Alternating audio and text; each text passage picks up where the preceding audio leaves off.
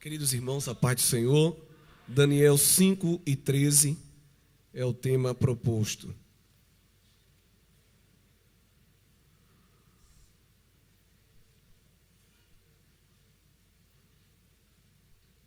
Uma pergunta que o rei Belsazar fez a Daniel quando foi introduzido.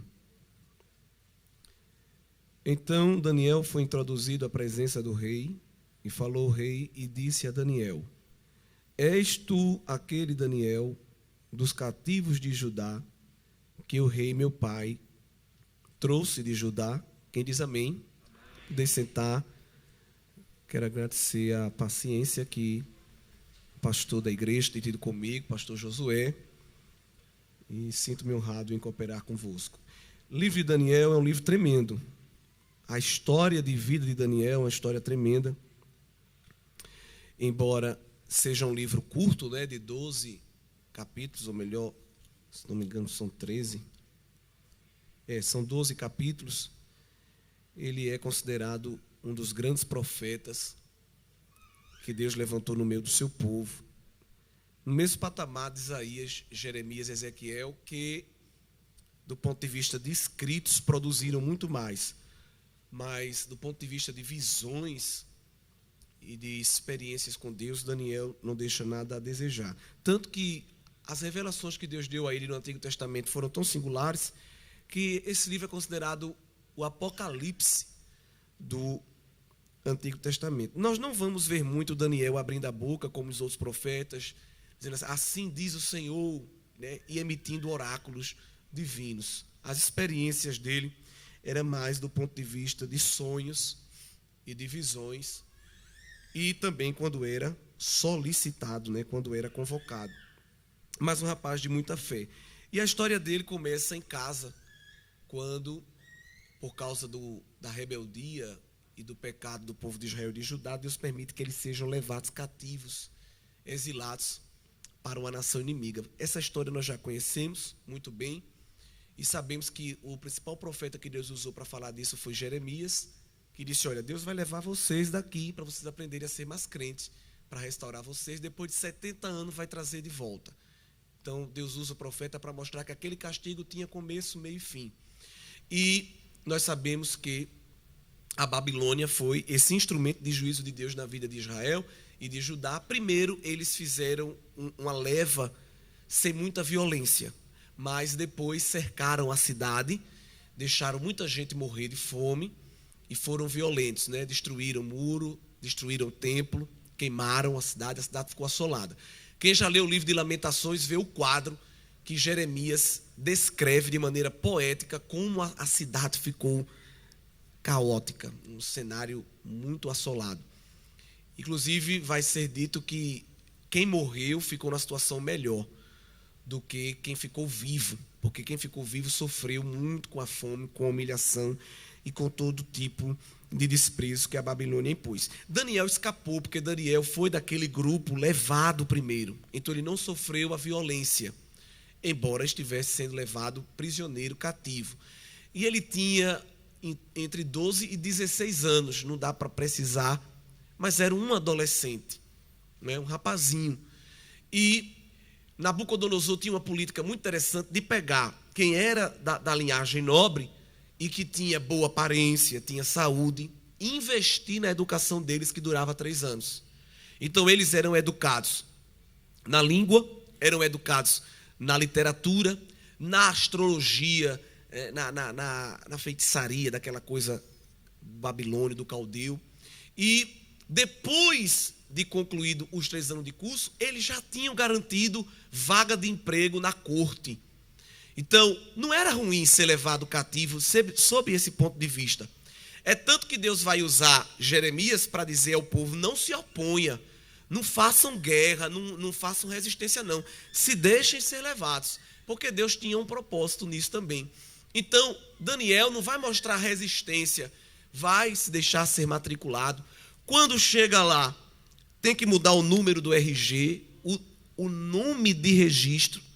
E isso para um judeu, para um hebreu, era algo muito, muito forte, porque o nome deles representava o caráter deles. E quando eles chegam lá, que recebem a emissão de um novo nome, podemos dizer assim, de uma nova certidão de nascimento, de um novo RG, o nome deles, que era o nome que louvava a Deus, vai ser trocado por um nome para louvar as divindades da Babilônia.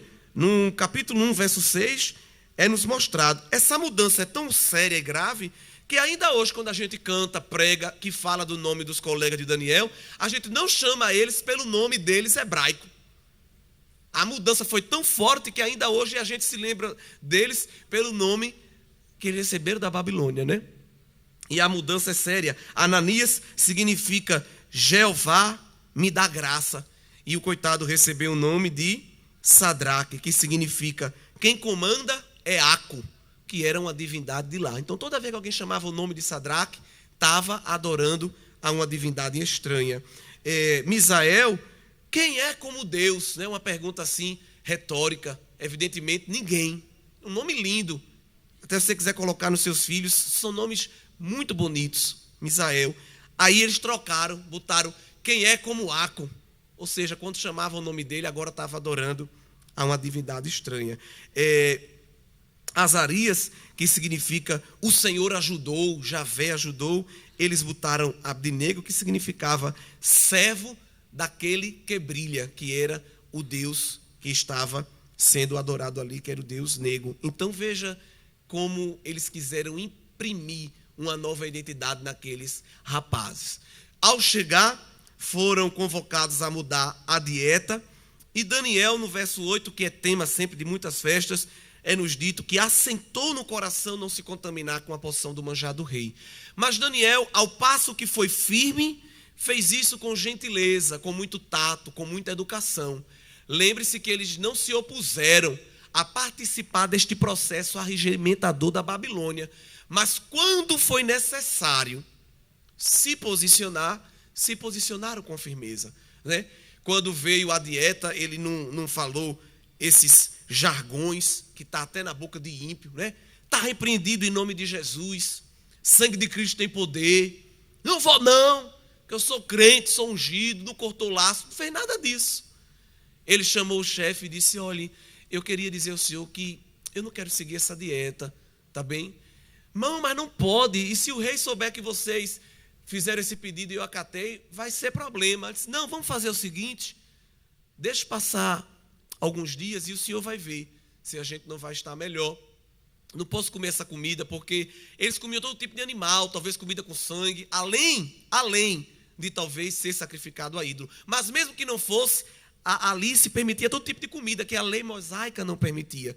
E Daniel diz: olha, a gente não vai querer. O verso 9 diz que Deus responde com graça e misericórdia diante do chefe dos eunucos, que disse: eu tenho medo do meu senhor, do meu rei, do meu patrão, mas eu vou fazer o que tu estás me pedindo. Porque quando a gente se compromete a agradar a Deus, vamos sofrer oposição e resistência, sim. Mas Deus sempre levantará alguém para nos ajudar. Sempre. Nem que seja só um. Mas Ele sempre vai levantar alguém para nos ajudar. Nunca estaremos só. E às vezes Ele usa alguém de fora. Ele usa alguém que até nem é crente, como era esse homem aqui. E diz: tá bom, vou guardar este segredo contigo. E Deus honra Daniel, de maneira que passado os dias, queridos irmãos, a partir do verso 15, passaram-se 10 dias. E o texto bíblico diz que o semblante deles parecia melhor do que o de todo mundo. É impossível que em uma dieta de 10 dias apenas, vocês estão lutando aí para emagrecer ou para engordar, não sei. 10 dias você sabe que não é suficiente. É uma vida inteira prometendo que a partir desse ano eu vou ser saudável. Daniel foi 10 dias comendo legumes e água. Quem fez esse milagre não foi dieta, porque tem um bocado de dieta milagrosa, mas aqui não foi essa dieta.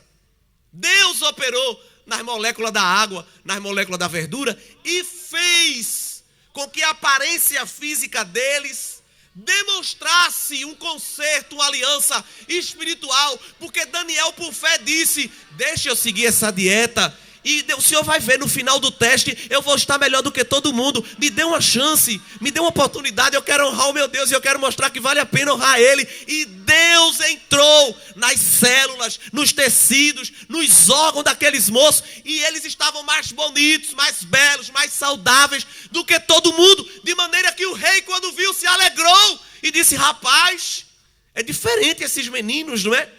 Só que Deus não operou só na aparência. A aparência foi um sinal de algo muito maior, que o versículo 17 diz que ele abre a boca e diz: esses 4 jovens.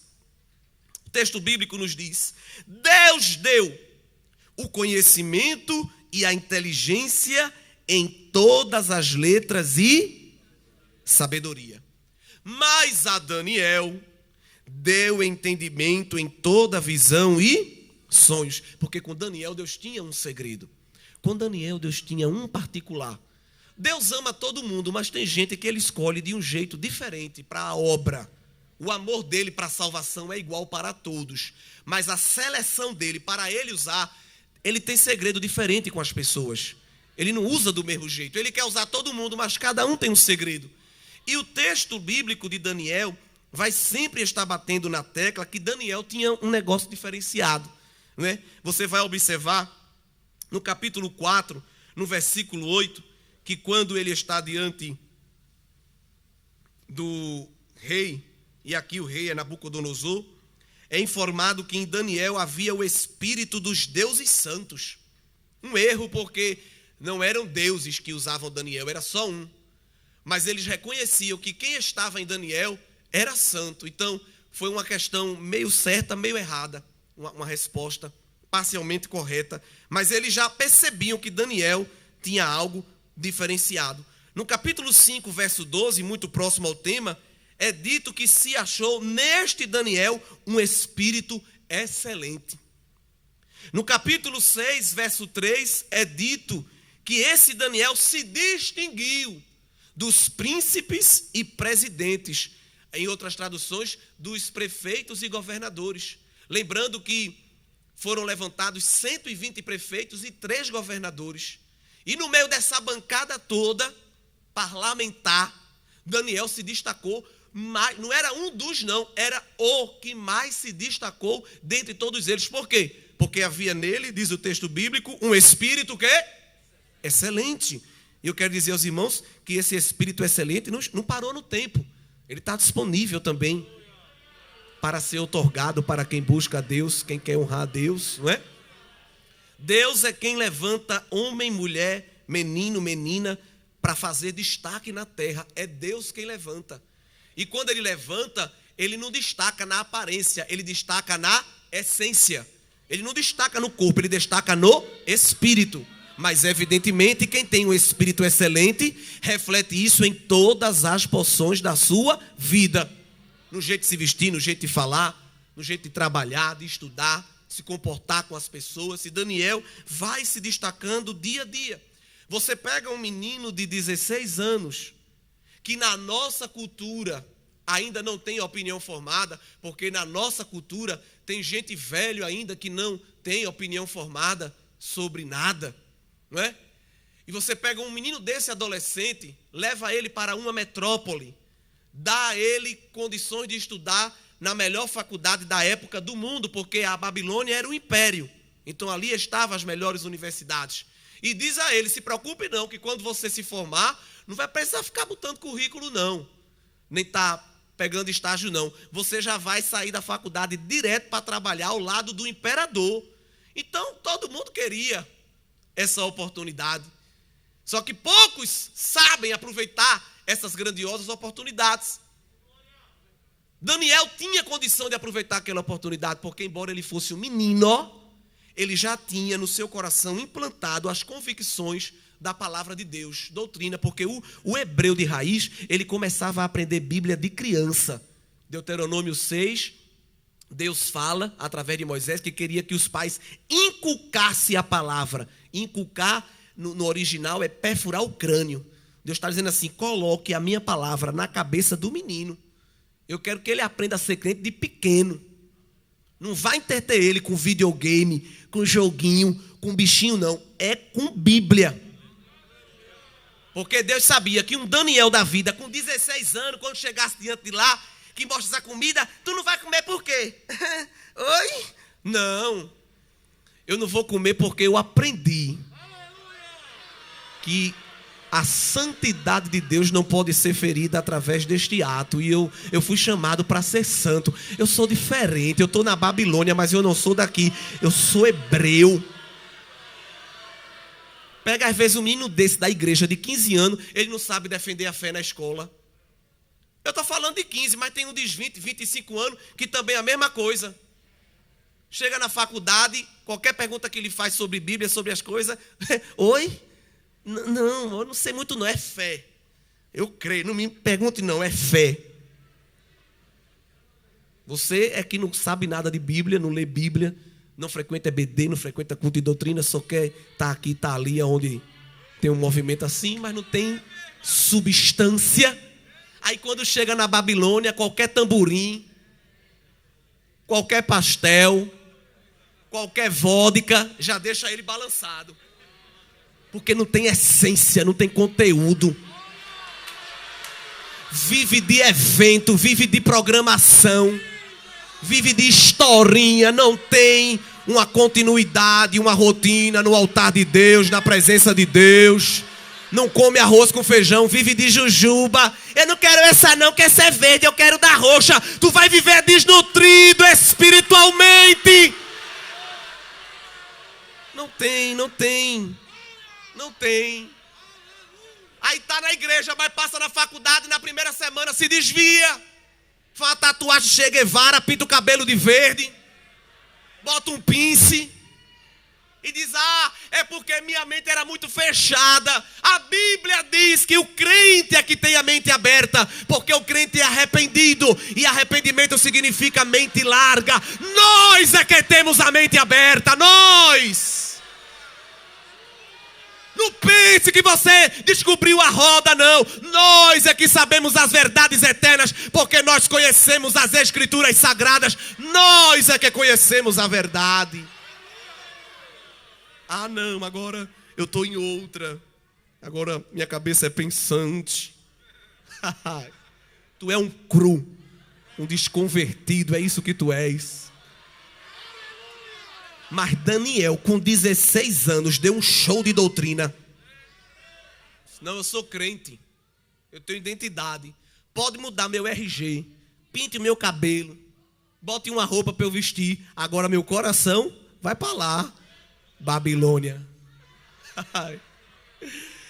E Deus vai honrar esse rapaz. Deus vai honrar esse rapaz de maneira que ele vai aceder a os mais altos postos, os mais altos cargos da Babilônia. Tem gente que não pode arrumar um emprego de carteira assinada. Não é. O pastor disse aqui de uma menina que o primeiro salário ela deu. Eu também fiz isso quando eu arrumei meu primeiro estágio. Porque eu fui o penúltimo da minha sala, do meu curso técnico, a arrumar um estágio. E faltando um mês, se eu não arrumasse, eu perderia o diploma do curso técnico que fiz em Química. E eu disse, Deus, eu não aceito isso, porque são 16 pessoas na sala. E os crentes sempre fazem tua obra, já dirigi o Madal na época. E eu vou ficar envergonhado, eu vou perder o meu diploma. Aí fiz um voto, porque às vezes Deus está querendo só que a gente tome uma atitude. Aí fiz um voto no ciclo de oração. Disse, Deus, se eu passar meu primeiro, não é nem salário, me esqueci o nome que dava. R$300, meu Deus. Uma luta, né? Mas era o meu cordeiro. Era uma bolsa, lembrei, R$300. E aí eu disse, Deus, eu vou entregar tudinho como oferta na tua presença. Pronto. Aí eu estava no ciclo de oração, lá mesmo, ajoelhado, o telefone tocando. Irmão, não foi no outro dia não, foi na hora. Lá em Maranguape 2 Alto. E o celular tocando o número residencial, eu digo, meu Deus, como é que eu vou atender isso aqui agora? Mas aquela coisa da tenda, eu de joelho mesmo, disse alô, é Renato, sim. Olha, aqui é da São Mateus Frigorífico Industrial, venha para uma seleção, segunda-feira. Eu disse, meu Deus, como foi rápido. Aleluia. Mas tu não ora, terra, tu não jejua, tu não tem vida com Deus e quer a bênção. Não vai ter nunca. Porque quer a bênção de Deus, mas não quer o Deus da bênção, né? Eu quero os concursos federais. Deus prometeu que vai abrir portas, eu recebo. Não é para você não esse negócio. Porque se você entrar lá, você vai se desviar. É por isso que contigo Jesus fica aqui, olha, no conta-gota. Não vai ficar na prova, mas pelo menos crente. Agora, quem é Daniel? Trabalha do lado de rei, de rainha. O que for, continua crente. Tem gente que se desvia para um cargo comissionado, irmão. Depois de 4 anos perde o cargo e perde a presença de Jesus. Imprestável. Mas Daniel não. Daniel segurou a convicção do que ele queria. E só foi crescendo. Só que quanto mais ele crescia, mais ele orava. Aí Deus vai começar a tratar com ele. É lindo, só para ficar registrado, que no verso de número 20 é dito que em toda matéria de sabedoria e inteligência do que o rei lhes perguntava, os achava 10 vezes mais inteligentes do que todos os magos ou astrólogos que havia em todo o seu reino. Ou seja, Daniel, como aluno, tinha mais inteligência do que os professores, os doutores. E fica claro que aqui não era só uma capacidade dele, mas era uma capacidade divina. E o versículo 21 diz que ele esteve na Babilônia até o 1º ano do rei Ciro. Ou seja, Daniel viu e viveu todo o cativeiro em terra estranha, porque ele foi levado com 16 aninhos, e esse episódio que nós lemos aqui, quando ele é chamado na presença de Belsazar, ele estava com 83 anos. Já tinham passado 66 anos, porque ele é deportado em 604, 605 a.C. Esse episódio é em 539. Então, fazendo as contas, você vai ver que dá um intervalo de 66 anos. Mais uns 16, 15 anos, que era o que ele tinha quando ele foi deportado. Então, ele já era um velhinho, com 80 e poucos anos. Tá certo? Mas quando ele chega na presença do imperador, que não era imperador, porque ele estava sendo corregente, que o pai dele tinha ido para uma expedição no deserto da Arábia, que era Nabonido, e Belsazar, que é filho, ficou no lugar regendo. Aí quando chamou ele, Daniel chegou, já idoso, talvez não vivia mandando mais nos corredores, não sabemos se ele exercia, ele com certeza tinha o privilégio, o prestígio, mas talvez não exercia por causa da idade ativamente. Então o rei se encontra com ele e pergunta: és tu aquele Daniel? Aquele é uma viagem no tempo de décadas. Dizendo assim, né? Tu ainda interpreta sonho, tu ainda é do mistério, tu ainda é do manto, porque eu ouvi dizer que tu ora, Deus responde. Eu ouvi dizer que tu interpreta os mistérios do céu. Mas já passou tanto tempo, né? Aqui dentro. És tu o mesmo? Então, se um homem com 80 anos de vida não havia mudado, porque você com seus 15 aninhos já está tão diferente, minha linda. Você com 20 anos já não dá mais lugar a Jesus. Se tem uma vida inteira pela frente, Deus espera de nós integridade, firmeza, uma contínua comunhão com Ele. Mude quem mudar, aconteça o que acontecer, eu sirvo ao Deus imutável, fiz aliança com Ele, não mudarei a minha identidade, porque eu sirvo a um Deus eterno. Pode mudar a moda, política, pode mudar tudo, mas a igreja ela tem uma essência, a igreja ela tem uma identidade, e nós crentes não podemos perder essa identidade, porque há uma carência de referência. Repita comigo: há uma carência de referência. O que significa isso? Significa que hoje você olha procurando alguém para se espelhar e não é fácil achar. E quando você acha um que diz: eita, esse, de repente há um escândalo, uma queda, uma decepção, e você: poxa, mas ele era meu ídolo. Porque alguém diz que nós não temos ídolos, mas muitas vezes temos nossos ídolos. Eles não são de barro, são de carne e osso. Mas não é uma idolatria, não é se segurar no homem, não é pôr a confiança no homem, mas é se espelhar em alguém. E ter como um exemplo, ter como um padrão. Nós temos o padrão divino, mas Deus tem homens e mulheres na terra em quem nós podemos espelhar e saber que é possível ser crente. Mas hoje há uma carência de referência. E é por isso que Deus está chamando você já tão novo para ser uma referência. E você fica dizendo, mas Deus, tudo sou eu, tudo me cobram, tudo falam. É porque você foi levantado para ser uma referência.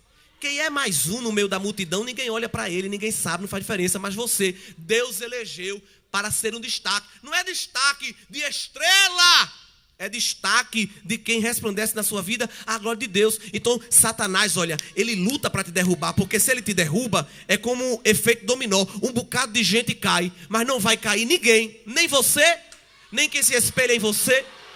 Porque Deus te dá graça, te dá força, te dá misericórdia, livra de todo mal. A mão de Deus está te blindando para você permanecer de pé. Porque você nem sabe, mas alguém te observa e está na presença de Deus. Porque olha para você e diz, eu quero ser como ele, quero ser como ela.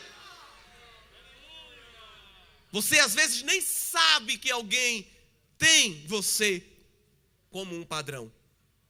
E Daniel era um padrão, repito, não por causa nem tanto do seu conhecimento e das suas conquistas, mas pela presença de Deus na sua vida.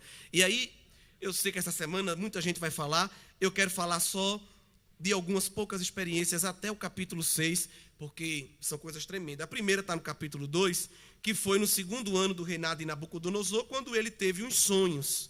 E ele ficou perturbado, ficou com insônia.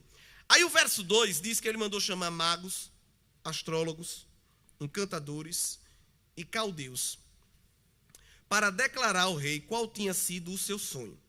Aí ele veio, disse que teve um sonho e queria a sua interpretação. Veja a resposta dos caldeus no verso 4. Ó rei, vive eternamente. Dize o sonho a teus servos e daremos a interpretação. Porque esses homens eram PhD, eram pós-doutores, especializados em interpretação de sonho. Então, agora, diga aí que a gente revela. Aí o rei disse assim, meu filho, olha, eu estou numa situação difícil, porque eu não estou conseguindo nem contar o sonho. Mas se vocês me declararem o sonho e a interpretação, eu vou dar presente, dádivas e grande honra. Então eu quero saber o sonho e a interpretação. Eu disse, não, agora complicou, porque interpretar a gente procura na biblioteca, lá na enciclopédia, tem desígnio para tudo. Agora dizer o que o senhor sonhou, ninguém nunca ensinou isso a gente na faculdade, não. Aí está complicado. Não, mas eu vou dar presente. Não teve oferta. Segunda vez, eles fizeram ouvido de mercador. Cara de tacho, uma expressão assim bem nordestina, né? O rei dizendo, eu quero saber o sonho. Ele disse, diga o sonho e daremos sua interpretação. Né? Bem educadamente, como que diz assim, o senhor está ruim da cabeça, como é que a gente vai, né? Aí foram bem educados. Diga o sonho e daremos sua interpretação, Senhor. E o rei disse, vocês estão querendo ganhar tempo. Vocês não estão sabendo e estão querendo ganhar tempo para me enganar. No verso 12 é dito que ele se enfureceu muito e mandou matar todos os sábios. Botou um decreto dizendo que tinha que todo mundo morrer. Mate! Esses imprestáveis tudinho, que estudaram que só e agora não podem nem me servir na hora que eu mais preciso. Aí eu acho lindo, porque no versículo 13, mandaram buscar Daniel e seus companheiros também para matá-los. Aí o que foi que Daniel fez? Gente, vamos fazer um protesto. Salve os sábios. Vamos fazer aí uma assinatura digital, eletrônica. Colher assinaturas pelo CPF. Não matem os astrólogos, inclusive a gente vai morrer. Não. No versículo 14, Daniel, de maneira prudente e avisada, foi até Arioque e disse, o que é que está acontecendo? Arioque explicou ele. Aí Daniel não ficou com o cabelo em pé, olho arregalado. Misericórdia, varão. Criando grupo no Zap, mandando o áudio para cima e para baixo, fazendo live explicando o caso. Não. Daniel foi para casa, versículo 17, contou aos seus companheiros o problema, e no verso 18 disse, vamos pedir misericórdia ao Deus dos céus sobre este segredo, porque Ele vai revelar o segredo a gente. Deus vai honrar a tua fé, vai honrar a tua oração, e vai te dar o que tu estás pedindo para mostrar que Ele é Deus na tua vida. Tu crê? No versículo 19 foi revelado o segredo a Daniel numa visão de noite, e Daniel acordou dando glória, cantando o hino, dizendo aleluia, e abriu a boca dizendo: abençoado seja Deus para sempre, porque Ele muda o tempo e as horas, remove rei, estabelece rei, dá sabedoria ao sábio, ciência ao entendido, revela o profundo e escondido, conhece o que está em treva e com Ele mora a luz. Deus vai confundir alguém que está pensando que é alguma coisa e está te menosprezando. Deus vai pegar alguém metido que está menosprezando a bênção de Deus na tua vida, vai cegar o entendimento dele, vai abrir o teu entendimento e tu é que vai resolver o caso. Você crê que Deus vai lhe dar autoridade, vai lhe dar sabedoria, e quem vai resolver a situação é você. Aí Daniel volta até a presença do rei e conta. E o rei, no versículo 26, diz assim: Daniel, pode-me saber o sonho e a interpretação? E Daniel não perdeu a oportunidade para evangelizar, não perdeu a oportunidade para dar glória, não perdeu a oportunidade para tributar a Deus o louvor, e disse: rei, o que tu está querendo saber? Nem sábio, nem astrólogo, nem mago, nem adivinho pode descobrir. Daniel pegou os diplomas de Harvard, de Oxford, de Cambridge, isso aqui ó, serve para nada, mas há um Deus no céu que revela segredo. E esse Deus sabe até o que tu sonha na cabeceira da tua cama, porque Ele entra na tua mente. E Ele não só sabe, como Ele conta a quem Ele quer. E Ele contou a mim, e agora eu vou te dizer para tu saber que Ele é Deus. Ele me lembra muito José, quando José foi chamado por Faraó, quando ele estava preso, que o copeiro e o padeiro vivenciaram ambos uma experiência. Um se esqueceu e morreu, mas o outro lembrou, porque ficou vivo. Aí disse: eita rapaz, tem um lá na prisão do manto, interpreta sonho. Quando José chegou na presença de Faraó, Faraó disse: és tu o interpretador de sonho? E José podia chegar cantando, né? Vou dar a volta por cima, vou agora estar no palco. Olha eu aqui, quem me viu verá. Agora a história é outra, estou por cima. Nada disso. Ele abriu a boca diante de Faraó e disse: meu Deus, se Ele quiser, Ele revelará este negócio a Faraó. Aí Deus disse: eu quero. Sabe por que tem gente que Deus não usa? Porque ele acha que ele é que se usa. O que tu tem não é teu, é dom de Deus. É para a glorificação de Deus. Depois que Daniel fez isso, Nabucodonosor viu que Deus era tanto na vida dele, que o verso de número 46 diz que ele mandou que lhe dessem perfumes. Se prepare um kit aí da Natura, do Boticário, dê para ele, que é um menino bom. Olha. Mas aí o interesse não era esse. O interesse era glorificar a Deus. Aí Nabucodonosor abriu a boca e teve que dar glória. No versículo 47 ele disse: certamente o vosso Deus é o Deus dos deuses. Porque a Babilônia tinha Deus para todo gosto. Mas ele disse: o teu é maior, Daniel.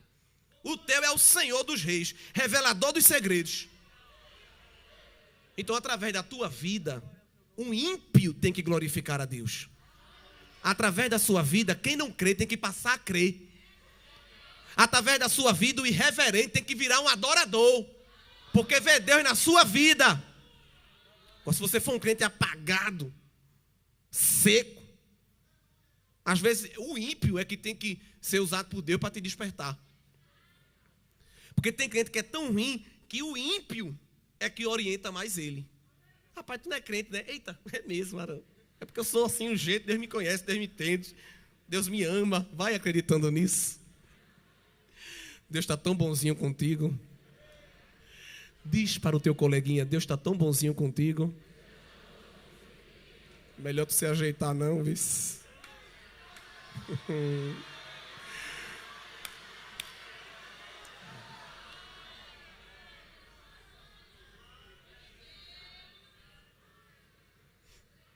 Vou pular o capítulo 3 porque já é bem conhecido e Daniel não está envolvido nessa situação. Não sabemos se ele estava viajando, o que foi. Era como depois o menino ligando: Daniel, varão, tem um negócio para te contar terrível, tu vai se alegrar. Quase que a gente morre, mas Deus deu livramento. Como foi isso? Aí contou, né?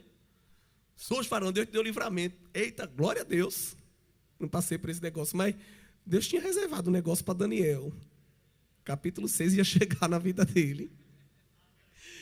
E era a cova do leão. Pelo menos na fornalha o menino foi junto, né? Na cova ele foi só. Então nunca pense que você escapou. Vai ter um negocinho para você também. Não fica olhando para o sofrimento do seu irmão. Ô, irmão, é tão difícil, né? Jesus tem me abençoado. Jesus tem me livrado. Tem nada, já chega a tua prova. Tu tá muito soltinha. Muito soltinho. É um negócio muito à vontade. Jesus vai te botar um estreitozinho para tu voltar a orar, voltar a jejuar. Porque para emagrecer fica sem comer, mas para jejuar diz que o estômago arde. Tu tem que voltar a jejuar e com pressa. Fazer maratona de Netflix, consegue ficar a noite acordada. Agora para orar, irmão, é um peso, é uma luta. Luta nenhuma, a luta é você. Você que é a luta, mas Jesus vai saculejar a tua estrutura. E tu vai voltar a se envolver nos mistérios dele para ser um Daniel na terra. Para ser um Daniel na terra. Tem muito crente, irmão, desleixado na presença de Deus. Mas Deus sabe colocar cada um no lugar. Esse menino era crente, passou numa prova dessa, imagine o que está. Negócio meio desajeitado, não é? Mas não é para matar, para destruir, é para trazer para a presença, para ficar crente e agradar a Deus. Aí no capítulo 4 tem um outro sonho, não vou meditar nele com vocês, porque vocês também conhecem, mas eu só quero chamar a atenção que depois que Daniel interpreta, no verso 37, Nabucodonosor mais uma vez glorifica. E diz: agora, pois eu, Nabucodonosor, louvo e exalço e glorifico ao Rei dos céus, porque todas as suas obras são verdades e os seus caminhos juízo, e pode humilhar aos que andam na soberba. Então, mais uma vez, Daniel, através da sua vida, leva Nabucodonosor à adoração e a uma, por que não dizermos, confissão de fé na única divindade, grandeza, né, soberania de Deus acima de todos os outros deuses. Só que aí passaram os anos, e aqui nós temos o último rei, que foi o Belsazar, filho de Nabonido, que eu disse, que estava como corregente. Belsazar, terrível. Viu, porque Belsazar era contemporâneo de Daniel. Então, ele cresceu vendo essas experiências, ouvindo. Ele sabia que Nabucodonosor teve experiências com Deus. Ele sabia que na corte tinha gente crente, mas ele não estava nem aí para as coisas de Deus. Era um homem ímpio, desregrado. E ele não teve o que fazer, marcou uma festa, uma orgia, uma prostituição, chamou mulheres, chamou os amigos, muita bebida, para o dia de hoje, muitas drogas, muitas músicas obscenas. E não teve mais o que fazer, pegou os vasos do templo do Senhor, que Nabucodonosor subtraiu e trouxe para a Babilônia, e mandou servir vinho naqueles vasos. Então imagine comigo, viaje comigo no tempo, imagine assim, um bocado de homem e mulher dançando, gestos obscenos, lascívia, música bem alta, todo mundo bebendo, comendo um tiragostozinho. A Babilônia, lembrei agora, era uma cidade muito fortificada, e Belsazar se confiava nisso. O muro dela tinha 90 metros de altura em alguns trechos, em outros era 30. De base, a base era 12 metros de profundidade, não tinha como cavar túnel. A espessura do muro também era de vários metros, como a muralha de Jericó, dava para construir casa em cima. Uma muralha fortificadíssima. Ao redor de toda a muralha, 25 portões de cobre, todos eles estampados com a foto do deus Marduk. E ao redor também da muralha, ele construiu umas valas de profundidade e de certa extensão, para a pessoa não conseguir nadar. Então não tinha como transpor a cidade, não tinha como entrar nela. Quando Deus quer abater um homem, quando Deus quer tratar com um homem, não tem fortificação que Deus não tem acesso. Enquanto ele estava na bebedeira, na orgia, na brincadeira, Dario Persa estava vindo caladinho, à beira do rio Eufrates, entrou na cidade sem ele perceber e tomou o poder, de maneira que Daniel agora vai ver o Império Persa, né? Medo Persa, que é uma coalizão. Isso a gente aprende até na escola, em história antiga. Vão tomar o poder da Babilônia, a Babilônia vai cair e agora o Império Persa é que vai se tornar a potência. Aí no meio daquela bebedeira, daquela brincadeira toda, porque às vezes alguém está muito à vontade, está muito frouxo, achando que porque Deus não está operando o juízo agora, ele não vai operar, mas vai. O dia da prestação de contas chega. E no meio daquela brincadeira, daquela bagunça, uma mão apareceu. Não foi muita coisa não, porque Deus para tratar com o homem não precisa de muita coisa. Uma mão apareceu, cremos que era a mão do próprio Deus, escrevendo na parede: pesado fosse na balança, achado em falta te encontrei, e estou cortando, dividindo, cerrando o teu reinado no meio. A Bíblia diz que a fisionomia do rei parou. Estava lá bebendo, rindo, cantando. Quando ele viu aquilo, quem sabe o copo caiu no chão, vinho para todo lado, a música parou, todo mundo parou de dançar e ficaram estatalados diante daquela visão. Porque eles sabiam que quem estava falando com eles era alguém grande. Eles sabiam que quem estava falando com eles era alguém poderoso. E olha, irmão, Deus é Deus. Porque Mene, Mene, Tekel, Parsim, que a gente até canta às vezes, é uma palavra fora da nossa língua, mas era uma palavra diária da língua deles. Então Deus falou com palavras do cotidiano e eles não entenderam a mensagem, de tão ruim que eles eram. Porque Mene, Mene, Tekel, Parsim não é nada de outro mundo. Eu já disse a tradução aqui, significa contado, pesado e dividido. Eles olharam aqui, isso está significando o quê? Eles não sabiam o que significava, mas ficaram com medo, porque sabiam que era uma coisa ruim para eles. Mas Deus não permitiu eles entenderem tudo, porque quem tinha que dizer aquele segredo era o velhinho Daniel. Aí a rainha mãe mandou chamar o profeta. Traz ele. Vinham pelo chão, taça caída, as dançarinas seminua, tudo assustada.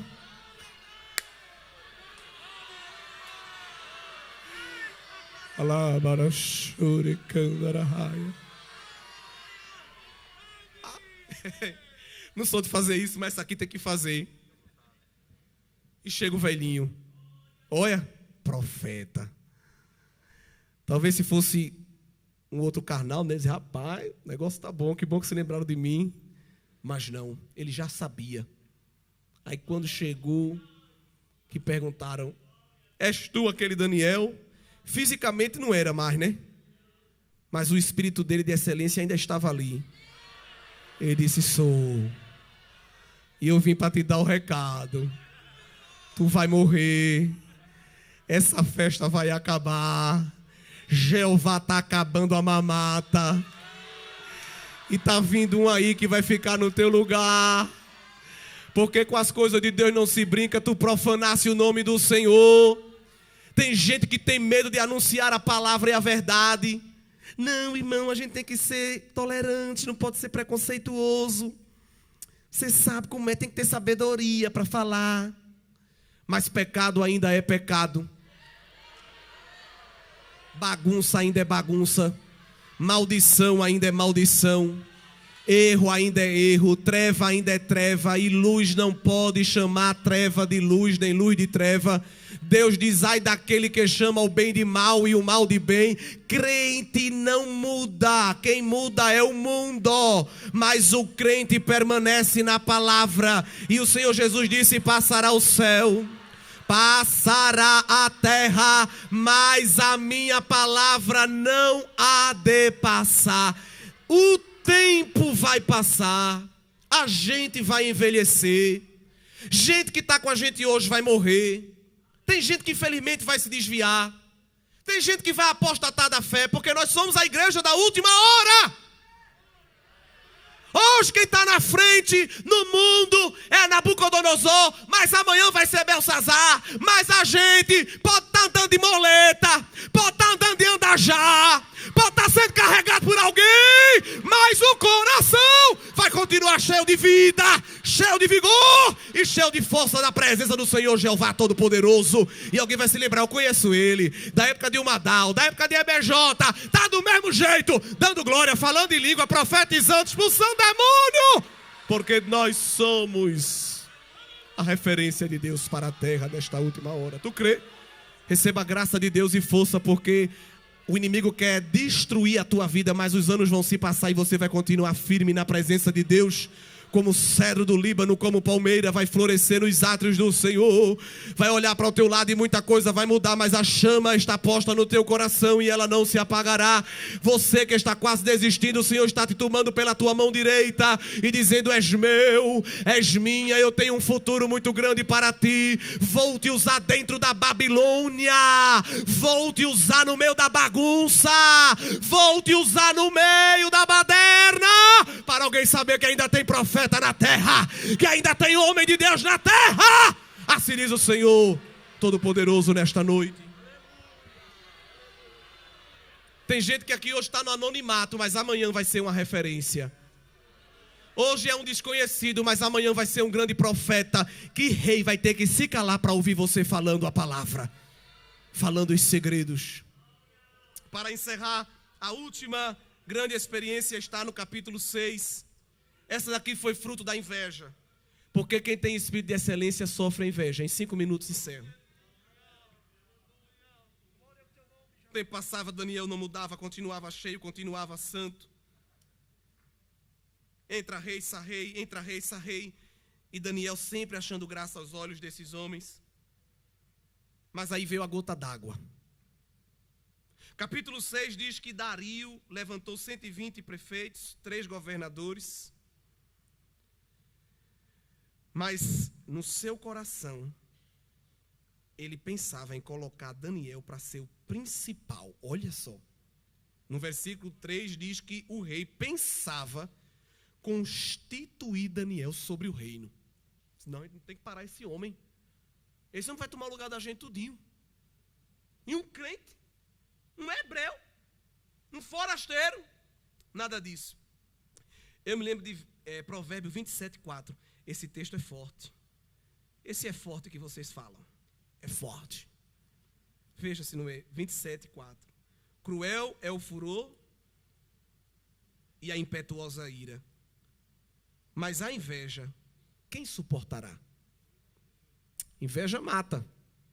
Mata quem tem inveja e às vezes mata quem sofre ela. Mas quando Deus está conosco, quem morre é o invejoso. A gente fica de pé.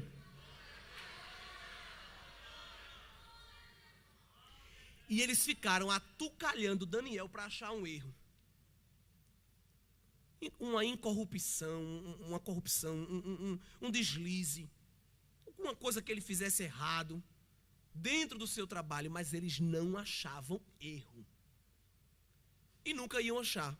Então o que é que eles fizeram? Foram pelo caminho da bajulação para mexer com o coração do rei, do imperador Dario, para poder enquadrar Daniel, porque Daniel foi enquadrado pela sua própria virtude, que era um homem de oração. O crime dele foi orar. E aí eles disseram: rei, rapaz, ele estava pensando no negócio, que o desocupado, quando não tem o que fazer, faz o que não presta. Diz: que tal a gente fazer uma lei, que 30 dias ninguém pode adorar ninguém, só o Senhor. Olha, falar isso para o imperador? Rapaz, que negócio interessante. Gostei, só eu, é? Ninguém pode adorar Deus nenhum, não. Quando você adorar é o Senhor. O imperador da Coreia do Norte parece que leu isso aqui. Que ainda hoje, né? Vocês sabem. Então tá bom. Está assinado. Só que quando ele assinou, ele se lembrou que tinha um que orava 3 vezes ao dia. E ele orava na sua casa, de joelho, voltado para Jerusalém. Veja se Daniel não conhecia a Bíblia. Conhecia. Porque lá no primeiro livro dos Reis, no capítulo 8, quando Salomão inaugura o templo, ele deixa uma receita que Daniel seguia. Nem se sabia notícia de exílio, de cativeiro, mas, pela revelação do Espírito, Salomão disse, primeiro livro dos Reis 8, 46, quando pecarem contra ti, e tu te indignares contra eles e os entregares na mão do inimigo, para que os cativarem os levem em cativeiro à terra do inimigo, quer longe ou perto. E na terra onde forem levados em cativeiro, tornarem em si, se converterem, e te suplicarem dizendo, pecamos e perversamente agimos e cometemos iniquidade, e se converterem a ti de todo o seu coração, de toda a sua alma na terra dos seus inimigos que os levaram em cativeiro, e orarem a ti para a banda da terra que deste aos teus pais, para esta cidade que elegeste, e para a casa que edifiquei ao teu nome, ouve então nos céus, assento da tua habitação, a sua oração e a sua súplica, e faz-lhe justiça. Então Daniel seguia essa receita. Parava o que estava fazendo na sua agenda de oração, 3 vezes ao dia, voltado para Jerusalém, orava ao Senhor. Capturaram ele. Levaram até Dario. Dario gostava muito de Daniel, mas disse, eu não tenho o que fazer, porque eu já fiz a edição da lei. Só que como o profeta ali era Daniel, ele não ia profetizar para ele mesmo. Deus vai usar a boca do próprio rei para falar com ele. Não é lindo isso? No versículo 16, o rei manda jogar Daniel na cova e profetiza, Daniel, o teu Deus, olha aqui a bênção da continuidade, a quem tu continuamente serves, ele te livrará. Dario dando testemunho de Daniel, que se via Deus em continuidade. Eu não sei se ele falou isso num bilhetinho, num gesto assim pelo canto da boca para ninguém ouvir. Daniel, não te preocupa não. Deus vai cortar o laço, vai dar livramento. Fica tranquilo. Colocaram uma pedra sobre a boca da cova para Daniel não fugir. Leões famintos. Mas quem cria o instinto do animal é o Senhor Criador. E Ele tem poder para mudar o instinto. E é nos dito que o anjo do Senhor... Por que não dizer que talvez foi o mesmo da fornalha, o quarto homem? Não nos é dito, mas pode ter sido o próprio Jesus aqui.